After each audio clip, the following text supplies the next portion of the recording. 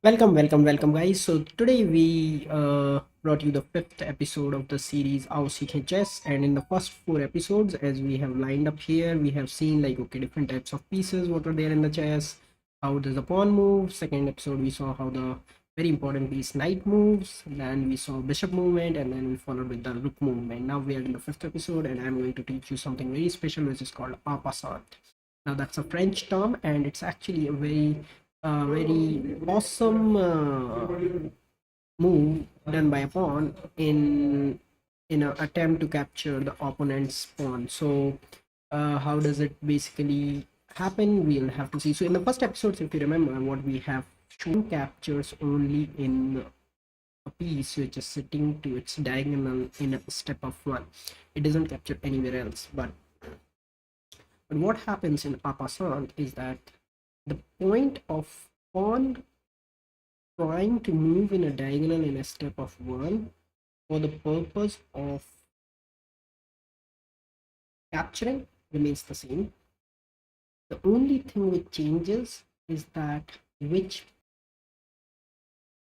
So let's see, in this animation we are seeing that what has happened is that the black pawn has moved two steps, okay, and then what happened is that the white pawn instead it is not sitting diagonal to the black pawn, but it moved diagonal and captured the black pawn. So if you understand this animation quickly, although it is going in a very high speed, and credits to Wikipedia, I have taken this animation to help you understand the point very clearly, that the white pawn is captured by going diagonal, although black pawn is not there, but still the black pawn goes away because it gets captured. Now why it happens is that the black pawn is being passant by the white pawn, and what does it mean is that only when the pawn moves two steps in the first movement, and if the opponent's pawn is sitting on the side, then only it can be captured by the opponent's pawn in the very next move.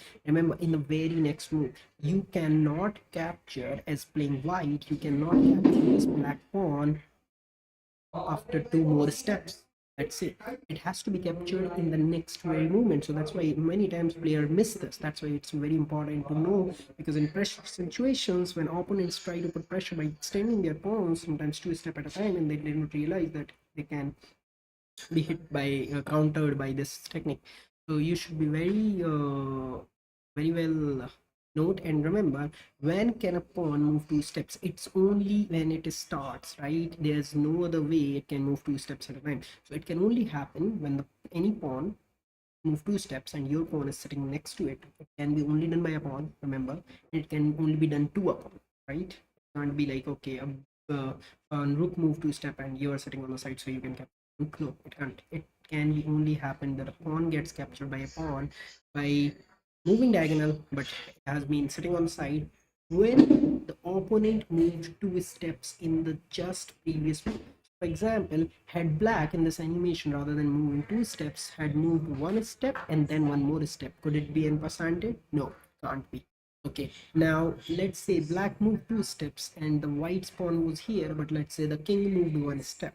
Okay, then white realized, oh, wait a minute, he moved two steps. In the next move, I should just move diagonally and capture. Can I do? No. It had to be done in the very next move. That's the whole idea. So remember, whenever an opponent is moving two steps in the very starting, at any point of the game, remember, it could be in the middle of the game when one of the pawn hasn't moved till now, and now opponent tried to move that and he moved two steps. Okay, so remember, this can happen at any point in the game, but only can happen when the opponent's pawn has moved two steps. Okay, your pawn is sitting already on the side, and in the very next move you capture it. Okay, so it could have happened also. Don't just think that it can happen only on the left side. What could have happened in the same animation, a black pawn could have been on this square, on, I'm say, on the right side, and it tries to move two steps, and then you could have captured on the diagonal. Remember, so you will move diagonal.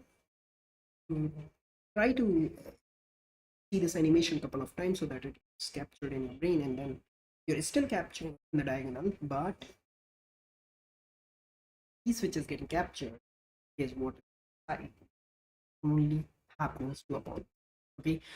Okay, guys, so this would be it for this episode, and I think it's a very cool technique, and I hope you can try and apply this whenever you are playing with your opponents, and surprise them.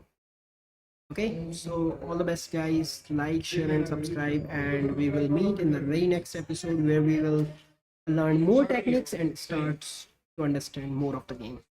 Till then, bye. Goodbye, guys.